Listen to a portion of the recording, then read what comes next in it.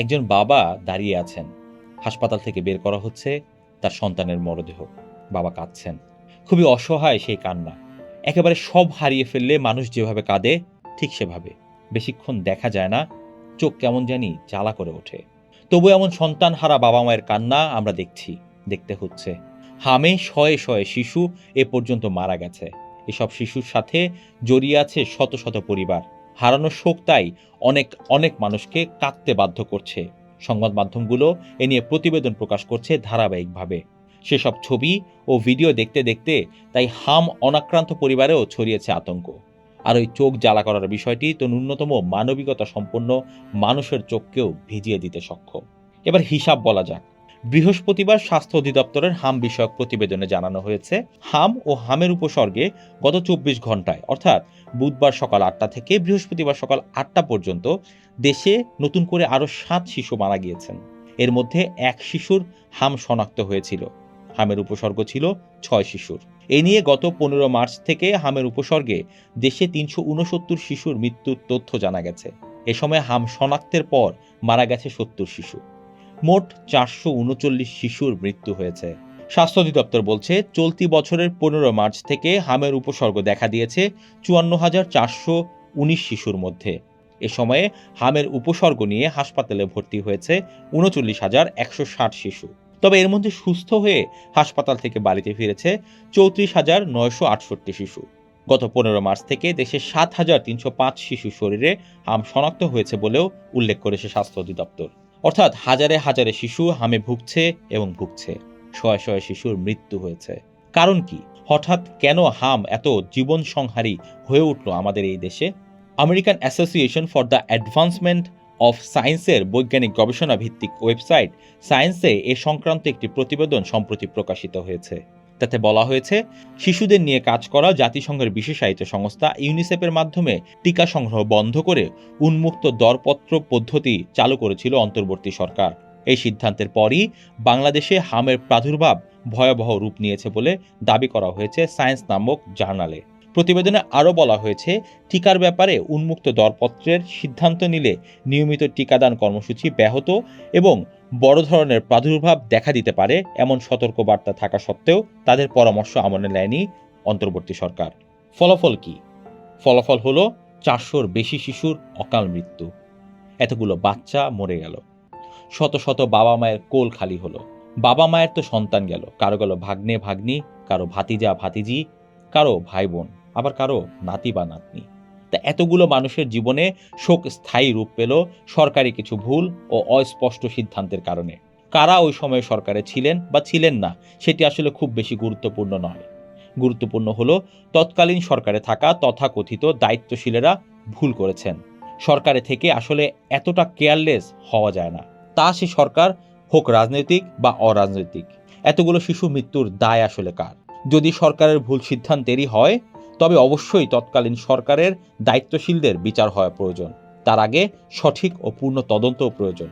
হাম নিয়ে যেসব অভিযোগ উঠেছে সেগুলোর পূর্ণ ও নিরপেক্ষ তদন্ত এ কারণেই প্রয়োজন যে আমাদের দেশে সরকারে থাকলেই যা খুশি তাই করে পার পাওয়ার সংস্কৃতি গড়ে উঠেছে, তার অবসান হওয়া দরকার। এটি একটি দুষ্ট চক্র। এদেশের মানুষের মধ্যে একটি বিশ্বাস বদ্ধমূল হয়ে উঠেছে যে আমাদের বাংলাদেশে ক্ষমতাবানদের কোনো অন্যায়ের বিচার হয় না। একে সমর্থন করার মতো অসংখ্য ঘটনা আমরা ঘটতে দেখেছি।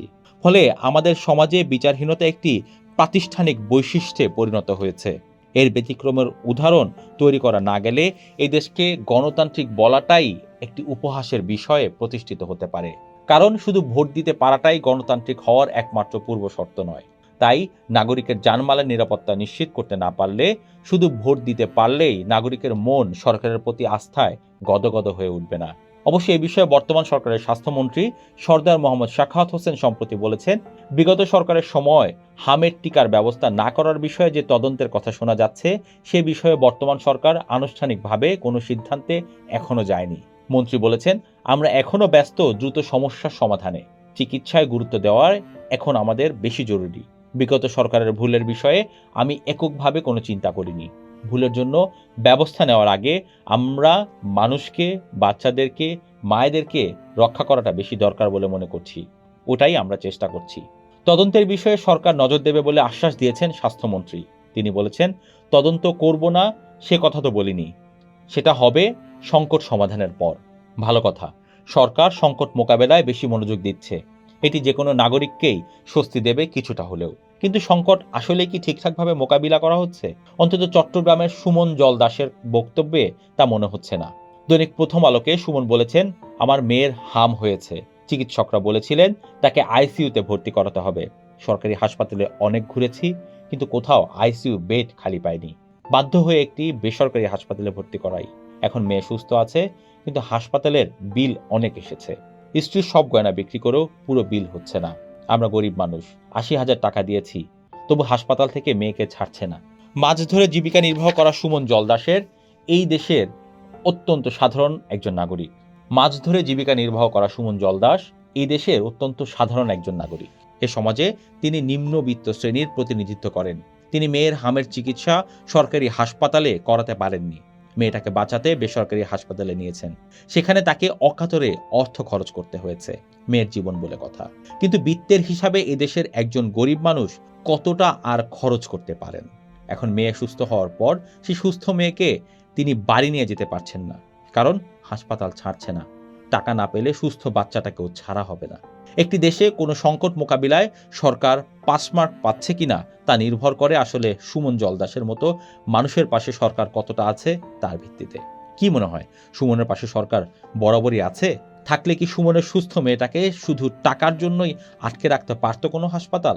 সুমন কি সরকারি হাসপাতালে বাচ্চাটাকে কম খরচে সুস্থ করে তোলার একটু সুযোগ পেত না? সুমনকে পুরোপুরি নিঃস্ব করেও শান্তি দিচ্ছে না বর্তমান সরকারি ব্যবস্থায়। অসুস্থ অবস্থায় একজন মানুষ ও তার পরিবার সবচেয়ে অসহায় অবস্থায় থাকে। সেই অসুস্থতা যদি পরিবারের কয়েক মাস বা বছরের শিশুর হয়, তাহলে সেই অসহায় অবস্থা কতটা তীব্র হয়ে ওঠে তা ভাষায় প্রকাশ করা কঠিন। অথচ তেমন পরিস্থিতিতে গিয়েই এখানে সন্তান হারানোর শোক পেতে হচ্ছে বাবা মাকে। সন্তান বেঁচে ফিরলে নিতে হচ্ছে অসহনীয় আর্থিক চাপ। এমন